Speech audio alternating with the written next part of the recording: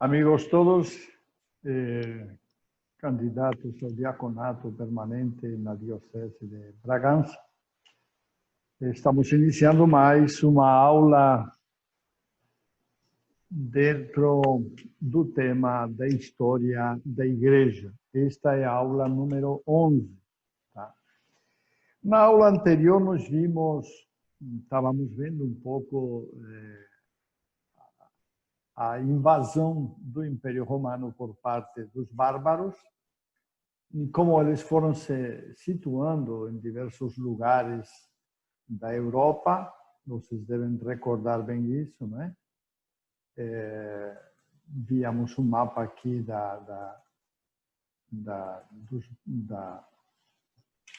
esta é uma imagem que ontem esqueci de mostrar. Olha a figura do homem aí, né? É o Átila. O Átila é rei dos hunos, né? Grande invasor da Europa que acabou chegando até as portas de Roma. Mas não era isso que eu queria mostrar. Eu queria mostrar, na verdade, era um mapa dos bárbaros, né? Como foram se assentando em diversos lugares, mas não era este. Bom, acho que não estou acertando hoje muito bem, não? Vamos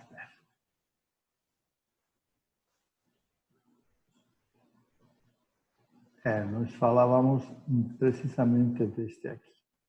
É como os diversos povos visigodos se assentaram na Espanha e em Portugal, não é? Absorvendo outros grupos menores, como os suevos e os alanos. Os francos se assentaram na França, absorvendo os burgúndios. Os ostrógodos inicialmente ocuparam toda a Itália, mas depois tiveram que recuar, porque os lombardos chegaram e ficaram aqui no norte. Os vândalos ficaram no norte da África e o Império Romano do Oriente continuou tendo a sua capital em Constantinopla. O norte, os anglo-saxones ficaram no sul da Inglaterra e uma parte de povos também de francos e saxones e alamanos ficaram nesta parte onde atualmente está Bélgica, Holanda, Dinamarca e um pouco da Alemanha também. Enfim,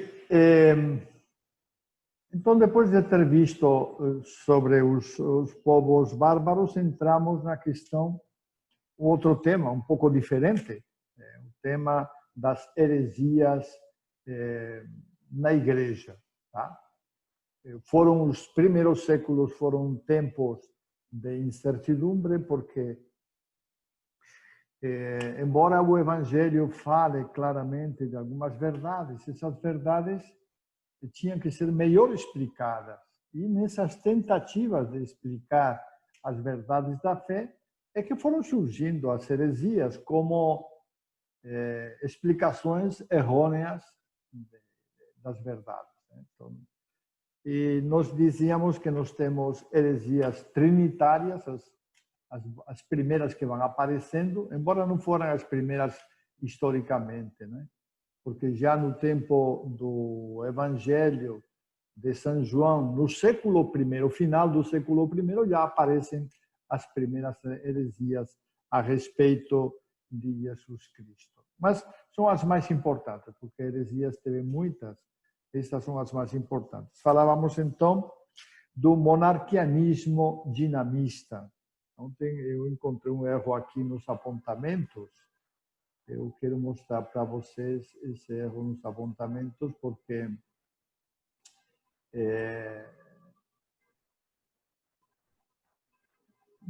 acho que não está aqui.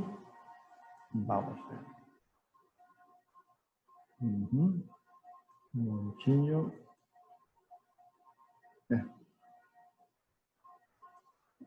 Só um momento que nós vamos encontrar isso. Parece que não vamos encontrar o texto agora. Eu vou precisar depois, mas não vou encontrar. Vamos deixar depois. Isto mais atrapalha esta tecnologia aqui. Ajuda muito, mas... Então, a primeira heresia que encontrávamos assim mais grande é o monarquianismo dinamista, que dizia que Jesus era mero homem, era só um homem, tá? Que teria recebido aquele dinamismo, aquela força de Deus e que por isso fazia milagres, etc. A segunda heresia era o monarquianismo modalista. Não é monarquismo, não. É monarquianismo modalista, que dizia que o filho era uma modalidade do pai, quer dizer, uma maneira como o pai se manifestava, mas era o pai. O filho não existiria, digamos assim. E esta modalidade foi questionada, dizendo quem era que estava sofrendo na cruz. E eles afirmavam que era o pai. Então, por isso, receberam o nome de patripassianos. Patripassianos, porque de pater, patri, passianos, paixão. Então, quem sofre a paixão seria o pai, segundo esta heresia, né? Tudo realmente não tem sentido. Depois nos encontrávamos o arianismo. O arianismo foi uma das grandes heresias, se não for a maior. Dizia que o Filho, Jesus Cristo, era uma criatura excelente do Pai, mas, embora falasse que era Deus, eles afirmavam que Jesus era Deus, mas não era um Deus na mesma condição de Deus Pai, na mesma igualdade com Deus Pai, porque era um Deus criado. E Deus, para ser Deus, tem que ser eterno, desde o começo e desde o fim. Recordem que nós falávamos isso. Então, o arianismo também se divulgou muito e levou muito tempo para acabar, muito tempo, e criou muitas situações difíceis. Lembrei, por exemplo, que o arianismo pregado, o primeiro cristianismo pregado, aos vândalos, melhor dito, aos bárbaros, era um cristianismo de cunho ariano, o bispo Úlfilas. Então, isso levou tempo depois para ser modificado na igreja, porque, inclusive, houve perseguições por parte de alguns, como, por exemplo, dos visigodos da Espanha, né? Que perseguiam os cristãos que não eram arianos. Enfim, e trouxe também muitas dificuldades, mas no final também acabou. E por último, falávamos do macedonismo, que negava que o Espírito Santo fosse uma pessoa, tá? Fosse uma pessoa divina, fosse uma pessoa divina. Dizia que não era Deus, mas uma criatura que o pai e o filho tinham criado. Não era Deus. Então, essas foram as grandes. Depois nos centramos nas heresias cristológicas. E aqui, a primeira que nos vínhamos é o apolinarismo, que defende que, na sua natureza, Jesus não tinha alma e que, em lugar da alma, era a segunda pessoa da Santíssima Trindade que agia. Tá? Então, Jesus não seria perfeito homem, porque faltaria alma, tá? Não tinha alma. E esse lugar é ocupado pela segunda pessoa da Santíssima Trindade. O apolinarismo, né? Apolinário, que foi bispo de Laodiceia. Depois falávamos de Nestório, que foi nestorianismo, que foi bispo também lá pelos anos 428 de Constantinopla, que era a capital do Império Oriental, Romano Oriental. Tá? E Nestório afirmava que em Jesus havia duas pessoas, uma humana e outra divina, unidas por um vínculo afetivo. É como se vestíssemos duas roupas, não é? Ou melhor, uma roupa em cima do corpo. Seria assim, mais ou menos. Essa união não era... Porque quando nos vestimos uma roupa, falamos o nós, o que nós somos, o eu, é o corpo. O corpo. Isto aqui não sou eu. Eu posso amanhã ter outra camisa diferente, outra roupa diferente. Tá? não faz parte do meu ser. Agora, o corpo sim, a mão sim, não vou trocar amanhã de mão. Eu não pretendo, claro. Então, é nesse sentido, então, que Nestório dizia que essa união em Jesus é uma união afetiva, uma união que não é essencial, que não faz parte do próprio Jesus Cristo. Uma coisa mesmo, como uma roupa meio posta, mais ou menos assim. E dizíamos também que, por causa disso, Nestório negou a divindade de Maria, perdão, a maternidade de Maria, Theotokos. Maria, mãe de Deus. É isso que ele negou, Theotokos. Por causa de que dizia que Maria era só mãe do homem, Jesus homem, não Jesus Deus. Né? Fazia essa distinção. Na doutrina católica, nós dizemos que a união é tão profunda entre a humanidade de Jesus e a divindade da segunda pessoa, é tão profunda que não se pode separar. Por isso, aceitamos o título de Maria com tranquilidade. Maria, mãe de Deus, sabendo que, embora que Deus nunca teve mãe, e que, nesses termos filosóficos, Deus nunca teve mãe, tá? Nesse sentido. Porque se tivesse mãe, quem seria Deus seria mãe, não seria, no caso, por exemplo, o filho, né? Então, entendendo bem isso, podemos aplicar e usar o título de Maria com toda tranquilidade, como a Igreja sempre fez ao longo dos séculos, né? E depois entrávamos, e é o que nós vamos entrar hoje, em outras heresias que foram acontecendo. Teve muitas, né? Mas estiveram acontecendo também outras heresias. E aqui distinguimos a primeira, que é o donatismo. Bora ver se eu consigo, mais uma vez, trazer os textos que... Mas parece que não vou conseguir. Eu espero que sim.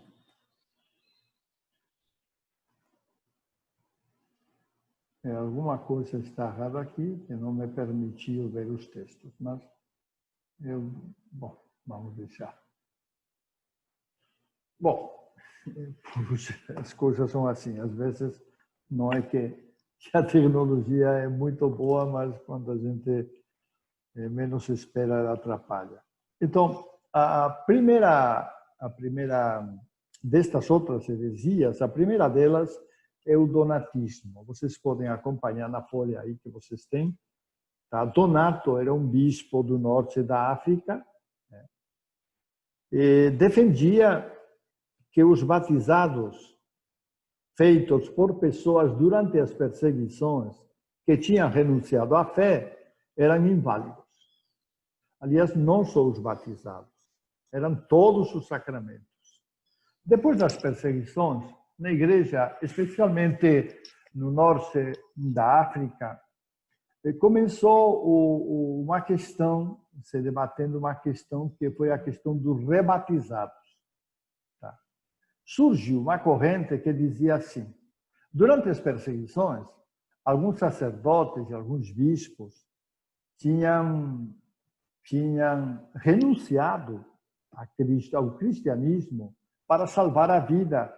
Tinham adorado os deuses, ou tinham entregue os livros sagrados aos romanos, enfim. E dessa maneira se viram livres, não foram martirizados, né? Então, surgiu uma corrente que dizia que estas pessoas que tinham batizado algumas outras pessoas, esses batizados deviam ser rebatizados, porque esse batismo não era válido, por causa de que eles tinham renunciado à fé em Cristo Jesus nas perseguições. Esta questão levou muito tempo para ser resolvida, mas no final, com a ajuda do Papa de Roma, se resolveu, dizendo assim: o ministro é só um instrumento de Deus através do qual Deus derrama a sua graça. E se o ministro está em pecado, isso não significa que a graça de Deus não venha a acontecer, no caso, no batismo, né? Então, os batizados são válidos. Os batismos realizados são válidos. Então, isto deu muita disputa. Mas, com o passar do tempo, essa mesma questão se aplicou, e foi Donato, né? O Donato que se aplicou também às ordenações de bispos. Então, aqueles bispos que tinham renunciado à fé durante as perseguições e tinham ordenado outros bispos, essas ordenações eram inválidas. Segundo Donato, que logo teve um grupo grande também de bispos que o apoiaram, especialmente no norte da África, e criando um certo cisma, uma certa divisão na igreja, tá? Ao ponto que o governador, em algumas ocasiões, teve que reunir os dois grupos para tentar resolver as diferenças, mas não conseguiu. Na verdade, quem vai conseguir trabalhar esta questão profundamente é Santo Agostinho.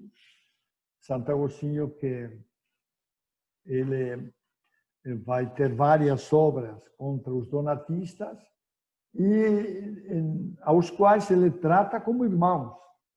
Ele dizia, mesmo que vocês não nos considerem irmãos, na verdade nós somos os irmãos de vocês e vocês são nossos irmãos.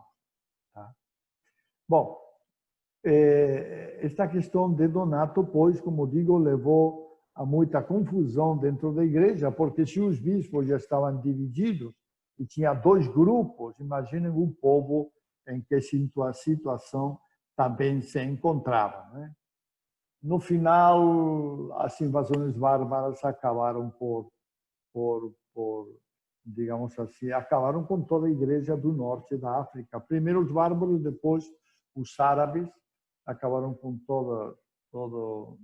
todo este movimento e com o donatismo também. Uma outra heresia é a heresia propagada por Pelágio, chamada pelagianismo. Pelágio era um monge da Inglaterra, que dizia que para o homem salvar-se, o ser humano se salvar, não precisava da graça de Deus, bastavam-lhe as obras. Né? As obras.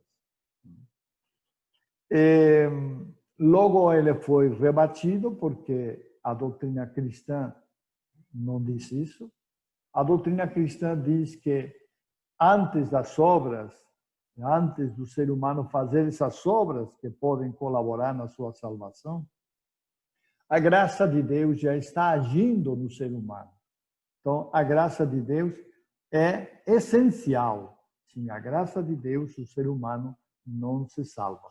É isso que nós hoje defendemos. Como vocês percebem, a questão é de uma sutileza muito grande, mas Pelágio, então, dizia assim, olha, não precisa então, da graça de Deus. Basta que o ser humano queira e ele se salva, né? Bom, o pelagianismo vai depois, posteriormente, a cair em diversas nuances, pequenas diferenças que darão espaço ao que é chamado historicamente como semi-pelagianismo, no qual os semi-pelagianistas afirmam que a graça de Deus, a graça aquela inicial, não precisa. Os católicos afirmamos que sim. Para salvar-se uma pessoa, precisa da graça inicial que move o coração à conversão e precisa depois das graças contínuas que vão nos ajudando a crescer. Então, os semi-pelagianos diziam que a graça inicial não precisava, né? Bom, esta é outra heresia. Nós tivemos uma outra chamada monotelismo, que dizia o seguinte, que Cristo a pessoa de Cristo, a pessoa humana, estaria absorvida pela pessoa divina, tá? Então não seria também verdadeiro homem, porque o homem estaria totalmente apagado, né? Diríamos assim que Cristo, pela capacidade da segunda pessoa da Santíssima Trindade, que agia em todo momento. Então não seria também, nesse sentido, seria só uma energia, não é? E a capacidade de agir, não é? Então, não seria realmente verdadeiro homem, porque o homem, a pessoa humana, estaria como absorvida, dominada, por assim dizer, pela segunda pessoa da Santíssima Trindade. Não é o que nós vemos no Evangelho. No Evangelho, muitas vezes, Jesus chora, tem compaixão, tem sentimentos profundamente humanos. Não me parece que isso seja uma explicação razoável, tá? Para entender a pessoa de Jesus Cristo.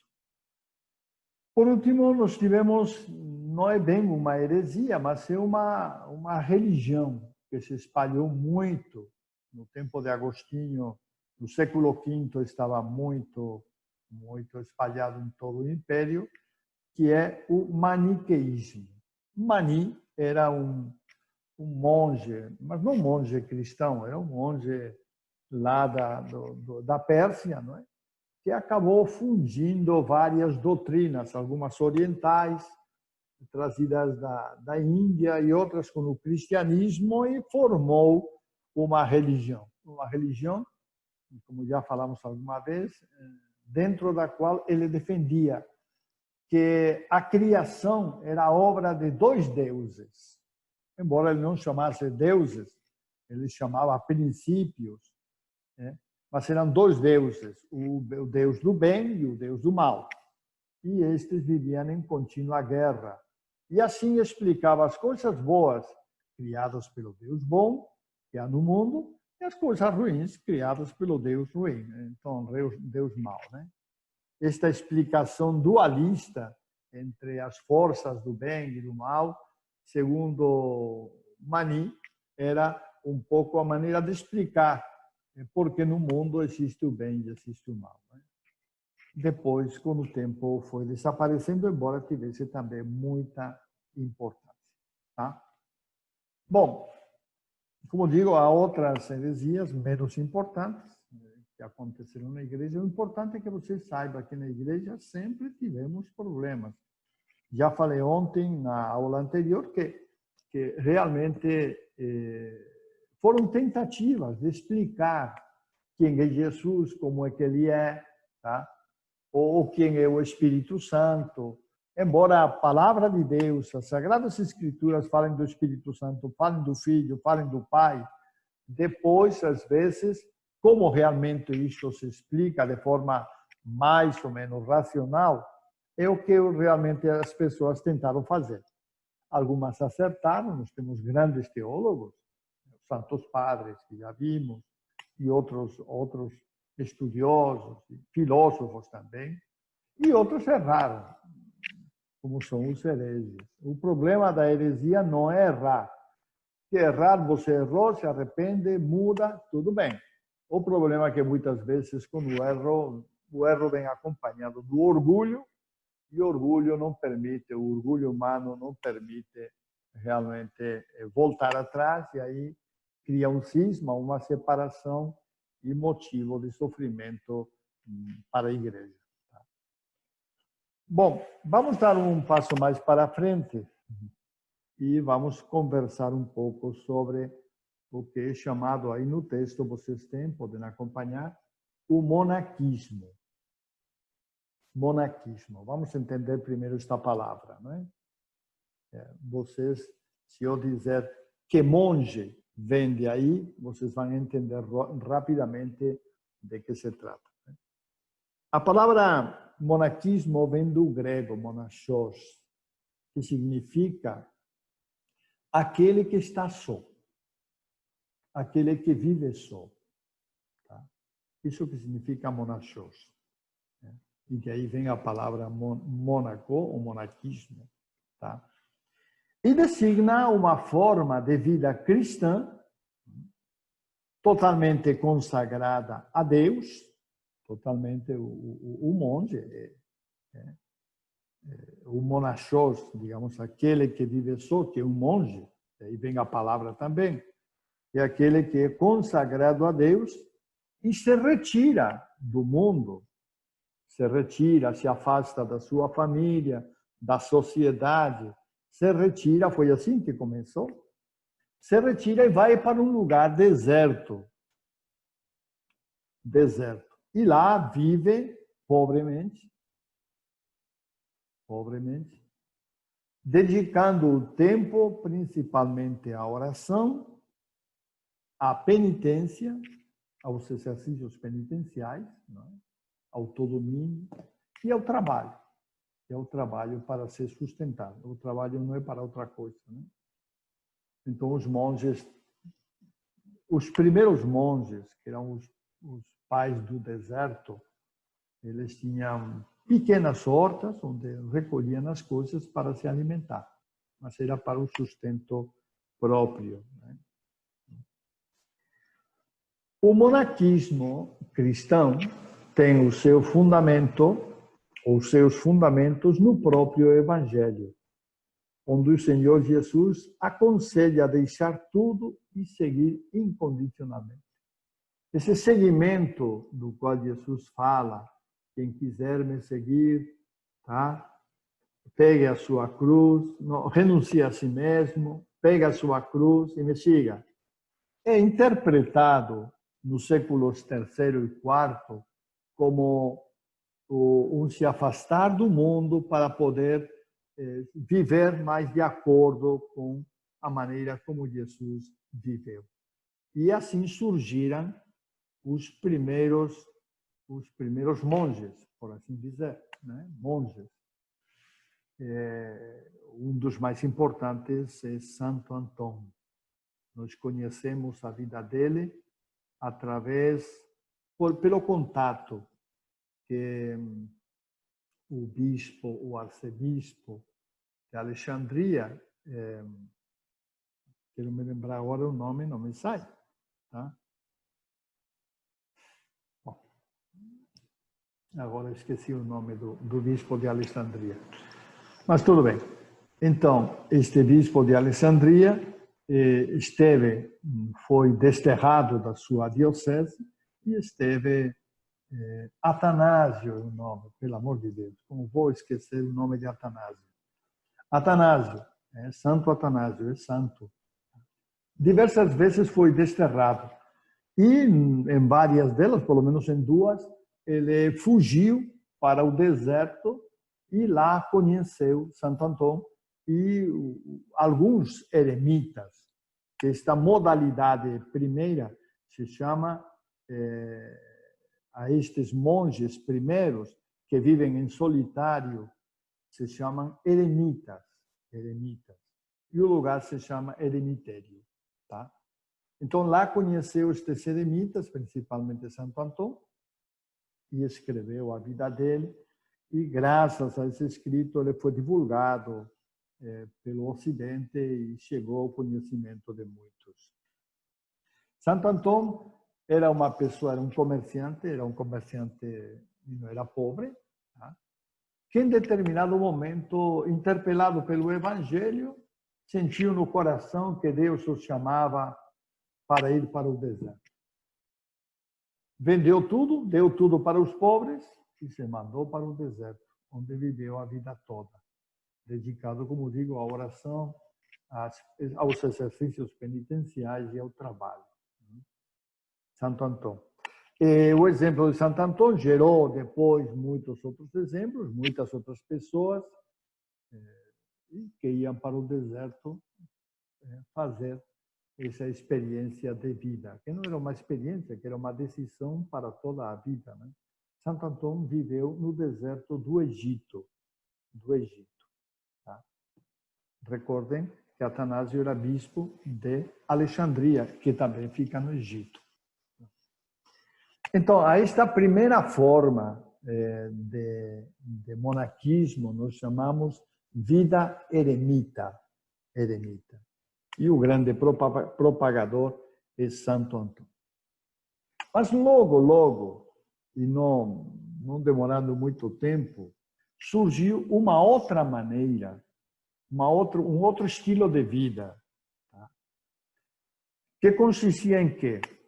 Consistia em que os monges viviam isolados em determinada área, mas, uma vez por semana ou durante algum tempo, eles se reuniam todos.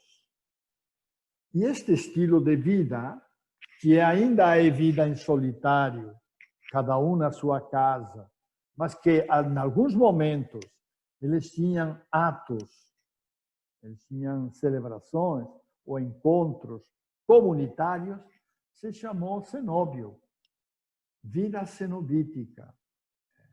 E o grande propagador desta vida cenobítica foi São Pacômio, no século também, século IV, que lá também no Egito formou o primeiro cenóbio, constituiu o primeiro cenóbio.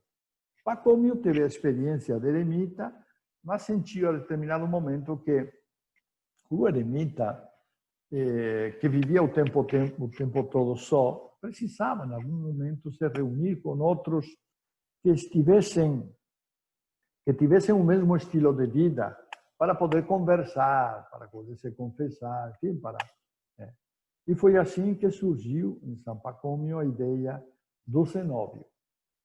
Como digo, o cenóbio continua com aquele estilo, cada um isolado na sua casinha, mas há uma casa central onde eles se reúnem. Vamos ver se eu tenho alguma imagem aqui para monaquismo. Nós temos, por exemplo, aqui um eremitério, né? Está muito pequenininho, não dá para ver. Aqui na frente está um monge. Vejam a pobreza que o monge vive, o monge eremita vive, uma casa bem pobre, isolada. Então, esse é o estilo do... Depois, como digo, vamos passar o cenóbio, que já eles se reúnem algumas vezes. Um passo posterior na vida consagrada, na vida monástica, né, no monaquismo, vai ser a comunidade. Não tem mais eremitas, mas as pessoas se reúnem em comunidade e vivem todas juntas.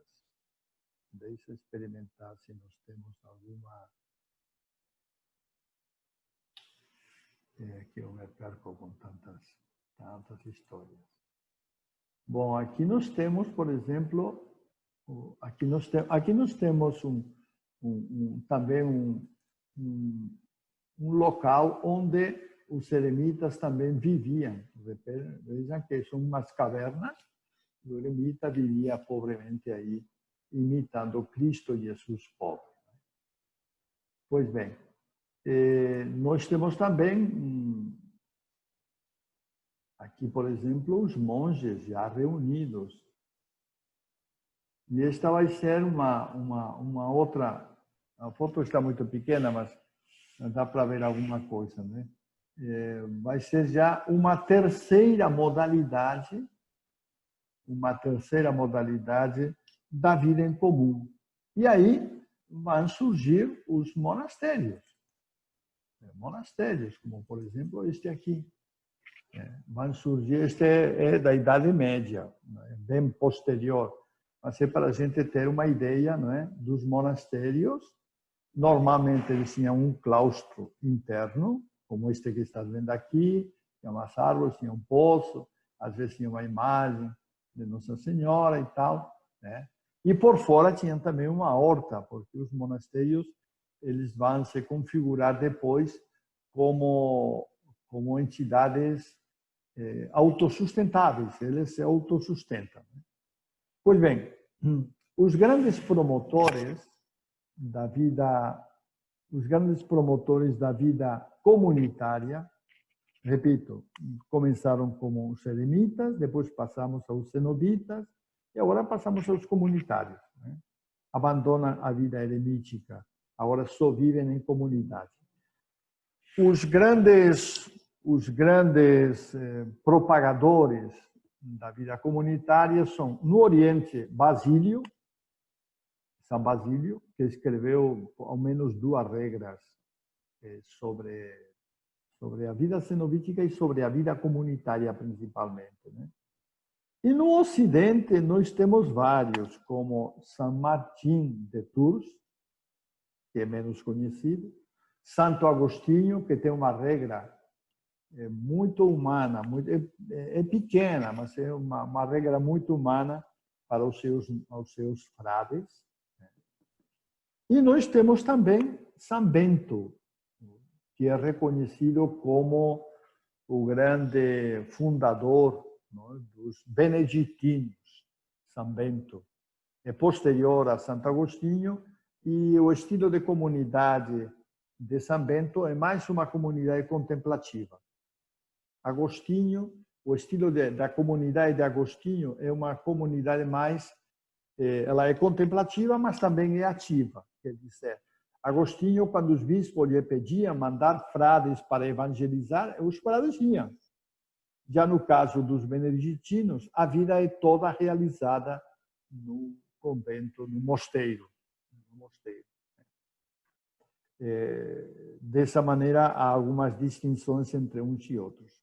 Pois bem, a partir daí, nós vamos ter na vida monástica 2 modalidades. A modalidade digamos assim, da vida contemplativa, que era vivida nos mosteiros, e onde o monge, já falamos disso quando falamos de São Bento, o monge se dirigia, se organizava o seu dia em 3 momentos: o descanso, normal, depois a oração e o trabalho. O lema de São Bento é ora et labora, reza e trabalho. Tá? Oração e trabalho. Então, os monges se organizavam nesta medida em comunidade, mas uma comunidade mais contemplativa.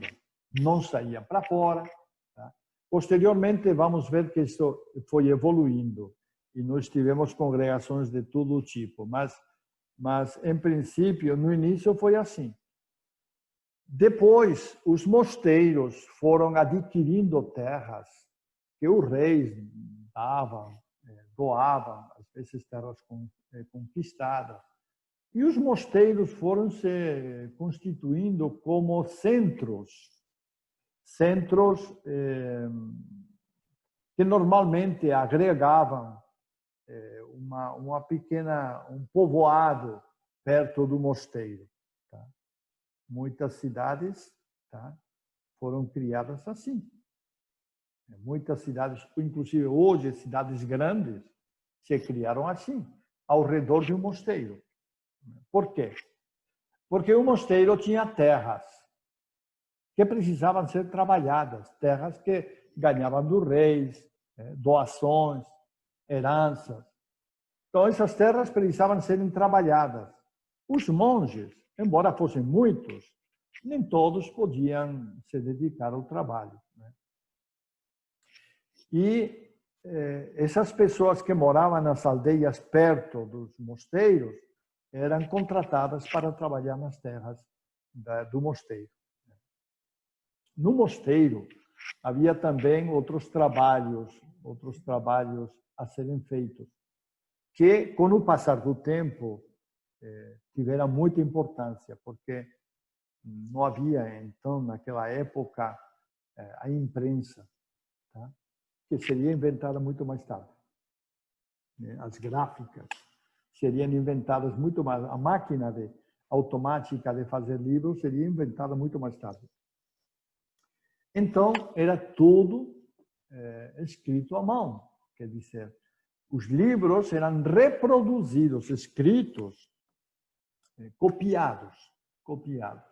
Esse era um trabalho imenso que os monges desenvolviam nos seus mosteiros, né?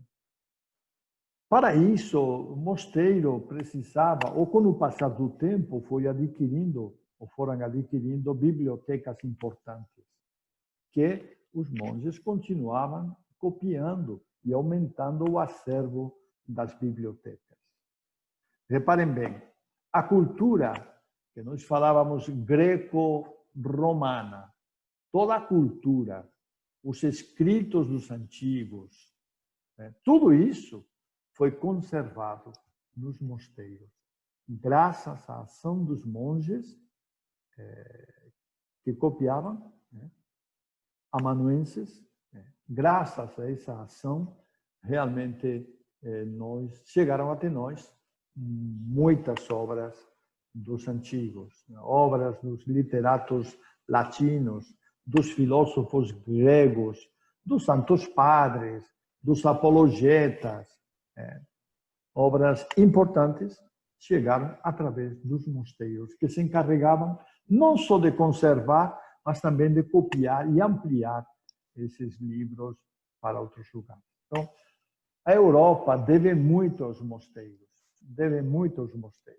Estamos falando aqui nos séculos 6, 7, 8, 9, 10, esses séculos todos, a vida monástica foi muito importante.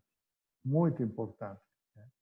E, como digo, ela se estruturava sobre uma grande casa, um prédio enorme, porque às vezes tinha 100, 150 monges, que havia que alimentá-los e que havia que acolhê-los também. Então, os prédios enormes, aos quais iam se agregando pequenas vilas, porque no mosteiro havia trabalho.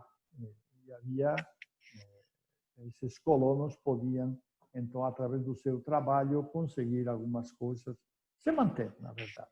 Se manter, que o trabalho na Idade Média era ainda, nos termos meio escravagista, quase isso.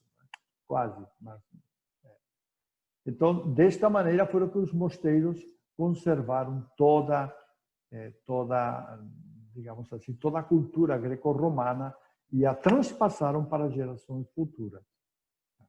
Depois, quando surgem as universidades, os mosteiros vão deixar de ser o centro da cultura e serão, a partir do século XV, XVI, serão as universidades os que assumam este papel de conservar e ampliar todos os conhecimentos científicos do passado, né? A partir disso aí. Então, além desta maneira, do estilo do mosteiro, vida contemplativa, todos dentro de um prédio, vivendo a vida toda, de um prédio não, porque o prédio tinha também dependências, jardins, horta, enfim, tinha tudo. Além desta vida, surgiu também, conforme as necessidades pastorais, a vida consagrada em comunidade, mas de vida ativa, não de vida contemplativa, de vida ativa. E nos séculos posteriores, século XVI, XVII, esta é a modalidade de vida consagrada até os nossos dias que mais vai se espalhar, né? Hoje, a maior parte das congregações são de vida ativa. Inclusive, algumas, como os beneditinos do Rio de Janeiro, por exemplo, né?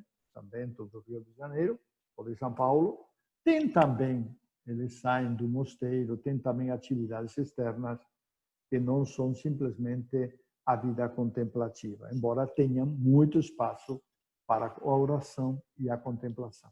Tá? Então, hoje, como digo, a maior parte das congregações é de vida ativa.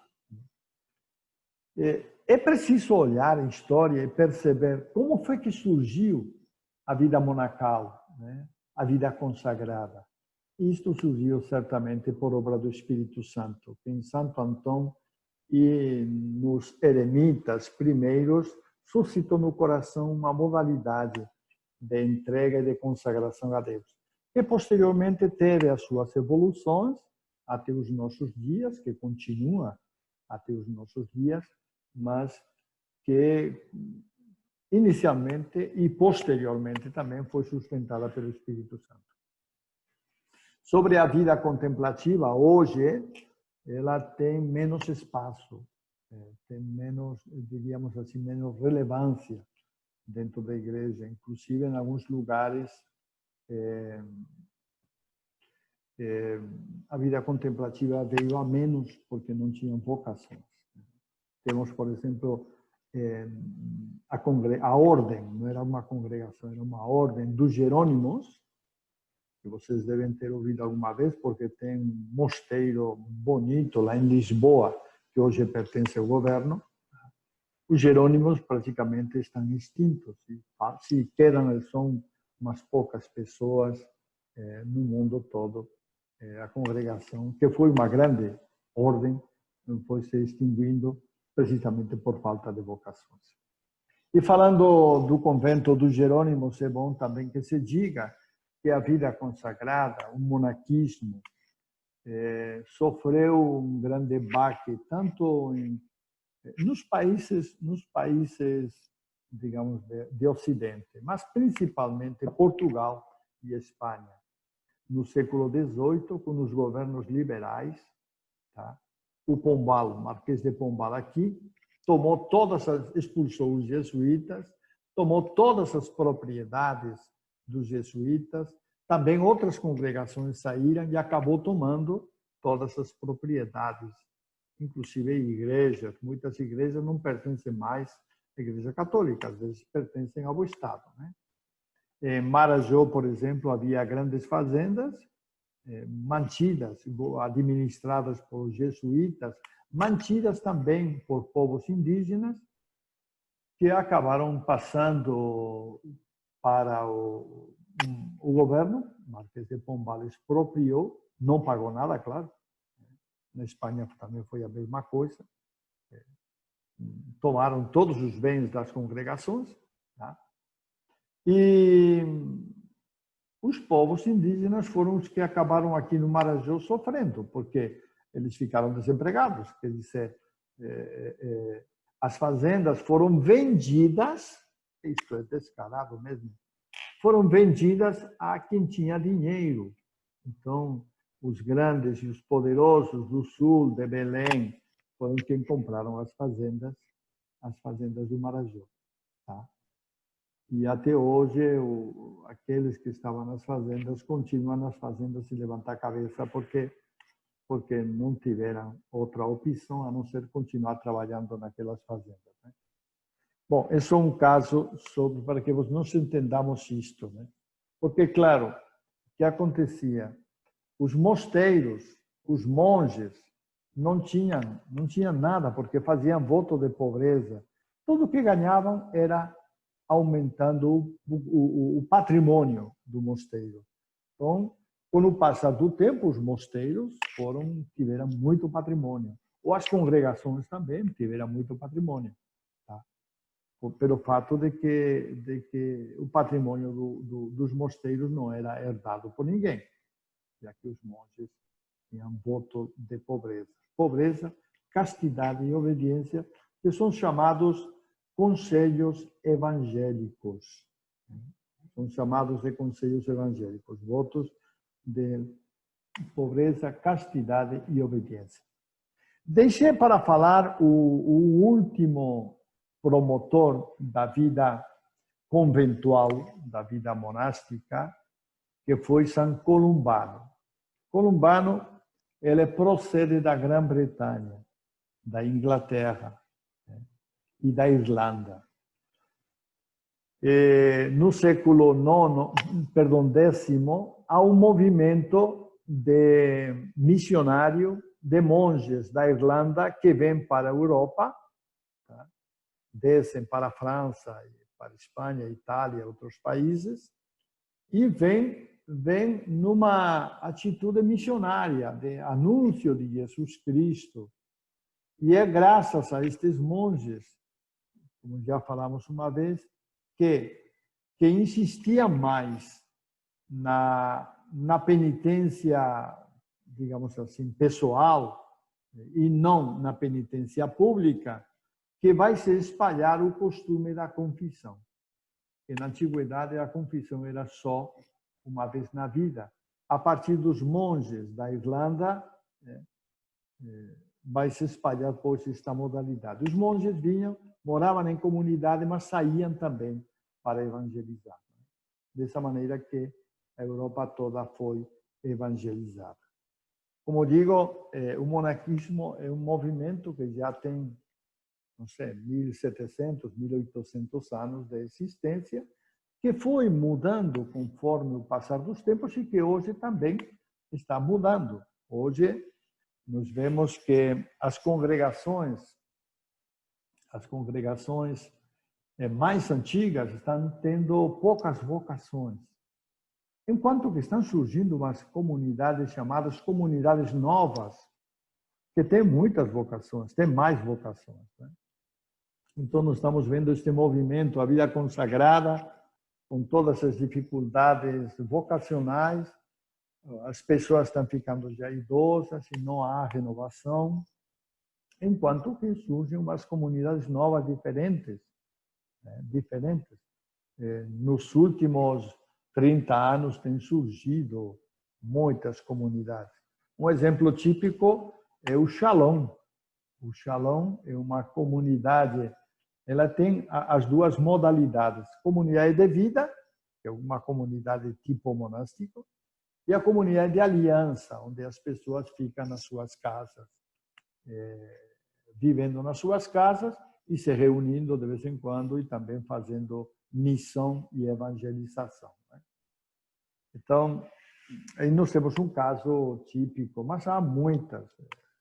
Nem todas têm aprovação eclesiástica, mas existem, como digo, muitas comunidades novas neste estilo, que estão sendo uma revitalização da vida consagrada na igreja, já que, como digo, tem faltado ou está acontecendo uma diminuição significativa de vocações na vida consagrada. Um aspecto interessante que não citei, mas que eu gostaria de citar, é que a vida consagrada, tanto nos eremitas como nos cenobitas, tá? E depois na comunidade, no estilo de comunidade, no início de tudo, as pessoas não eram clérigas, não eram padres nem diáconos, eram leigos. Eram leigos. Por exemplo, Agostinho, ele vai ter uma comunidade de padres, de sacerdotes, e vai ter outra comunidade de leigos, de pessoas leigas. Pessoas leigas.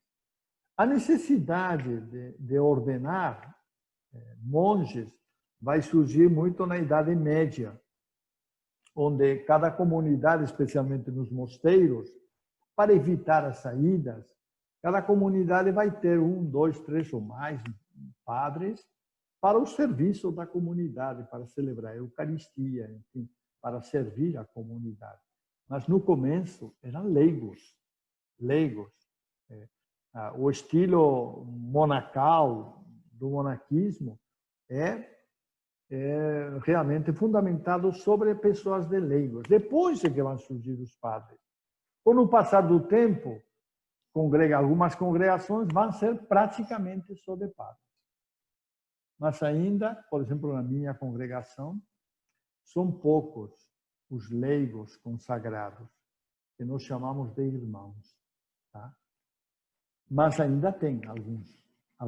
A maior parte da congregação são sacerdotes. Mas ainda tem alguns leigos. São poucos, mas ainda tem. Né? E em outras congregações, imagino que também deve ser assim. Tá? Então, este é um pouco uma panorâmica para entender a vida consagrada como inspiração do Espírito Santo, que está presente, que inspira e que realmente faz com que não só a vida surja, mas depois, aos poucos, ela realmente cresça, se desenvolva, mudando às vezes a perspectiva, tá? Mudando às vezes a perspectiva. Por isso, nós falamos sempre, quando falamos da congregação, que às vezes o carisma, ela surge por uma necessidade concreta na igreja, mas que com o passar do tempo, esse carisma, essa inspiração inicial deve ser revista e adaptada a novas situações, tá? A novas situações. Porque realmente a situação vai mudando, vai mudando. Vamos pensar, por exemplo, nos camelianos. Vou colocar um exemplo, né? Os camelianos surgiram, São Camilo de Leles surgiu ante a doença dos pobres, muitos pobres doentes. Então, ele sentiu a necessidade de dedicar a sua vida ao atendimento dos pobres. E assim outras pessoas se agregaram à congregação e ela foi crescendo. E na medida que foi crescendo, eles começaram a pensar também, mas qual é a melhor forma de atender os pobres? É na rua? Não, vamos criar hospitais. Então, hoje, os camelianos têm uma rede de hospitais onde atendem as pessoas, principalmente os pobres, porque essa é a sua inspiração inicial, o seu carisma, atendimento aos pobres, atendimento na saúde. Tá? Essa é a sua vocação. Essa é a sua vocação.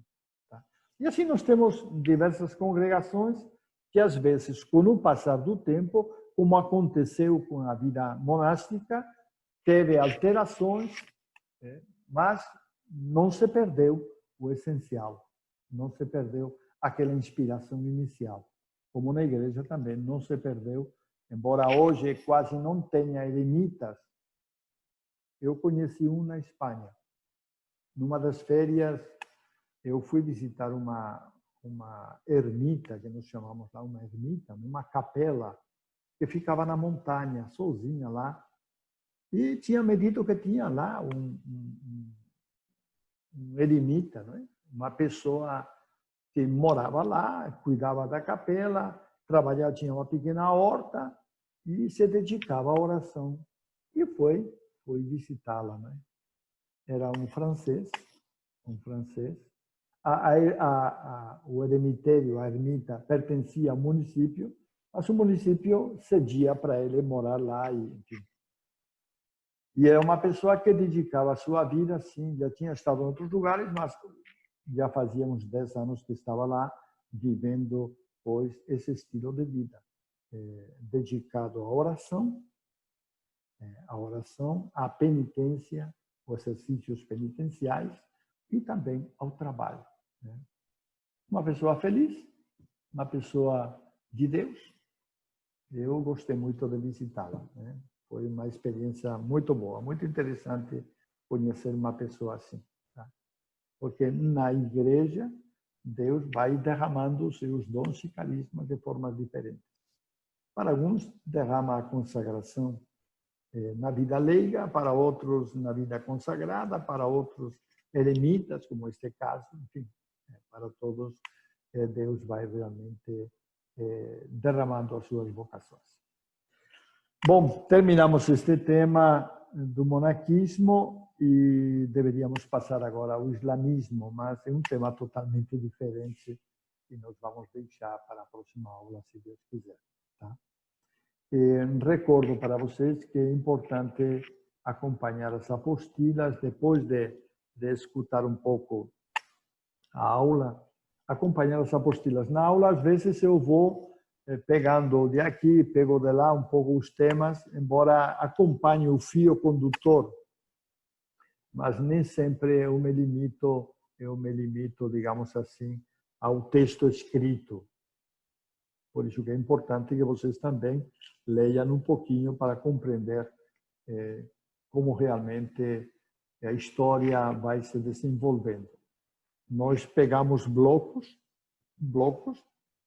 pegamos primeiro os bárbaros, pegamos depois as heresias, agora a vida monástica. São temas diferentes, embora muitos deles viveram no mesmo momento histórico, mas são temas diferentes. E agora vamos abordar um tema que é totalmente diferente, uma outra religião, como é a religião do Islã. Do Islã com Maomé. Esse tema que nós vamos abordar, porque é um tema que realmente vai mudar o panorama, vai fazer que mude o panorama da Europa neste momento. A chegada do Islã, as conquistas do Islã vão realmente mudar tudo. Tá? Então, nós veremos, se Deus quiser, no próximo dia, este assunto. Fiquem na paz de Deus e até a próxima ocasião, se Deus quiser.